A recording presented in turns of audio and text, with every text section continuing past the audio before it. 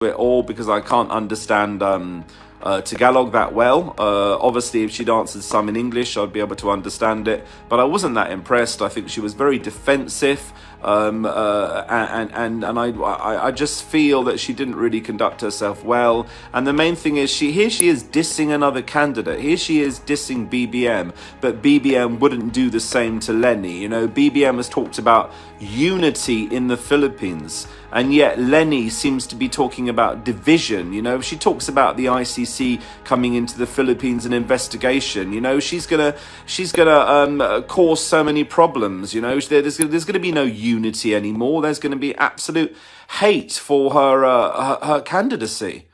You know, I really don't think she's doing the right thing, and I really think she's wasted this opportunity. You know, I really believe she should have reached out to other politicians, and I believe that she should conduct herself in a way that BBM has conducted himself, i.e. trying to bring the nation together, trying to bring the Filipino people together. But from what I can see from her, the interview, from what I can see of the way she's speaking about BBM, it seems to me that she's very divisive. I hate to make these comments, but I hope that she would allow me freedom of speech, just as much as that's my right to freedom of speech and freedom of expression. I'm just going to read some of your comments very, very quickly before I end this. LENI is hostile, and that was said by Makaya. Maria said, I agree. Anetta says she's toxic. Gilbert said Iraq was able to communicate with the international audience. You know what I mean. Gilbert says LENI eats her own words. Maria says her heart is full with hatred.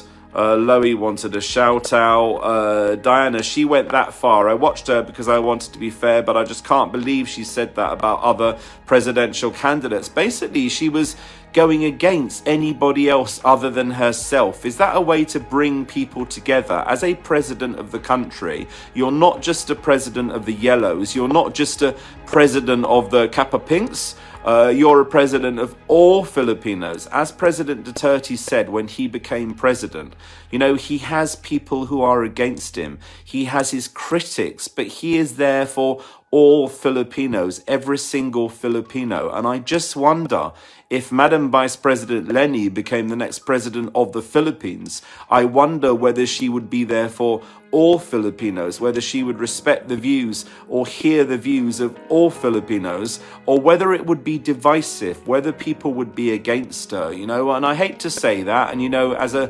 foreigner, I don't vote in the Philippine election, I accept that.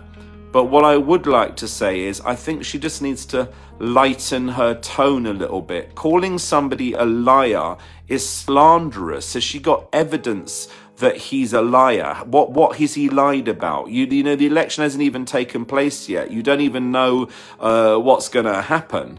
You know, I'm really upset by this. I really have to say this. I really think it was too much. I think she should apologize. I don't think calling another candidate a liar is really a good move for somebody who would be president of the country. So I'm calling on Vice President Madam LENI today to apologize to BBM. I don't think she should be calling another candidate, any candidate, in fact, a liar. I don't think that's a good move. Anyway, thank you very much for watching, everybody. I really appreciate that.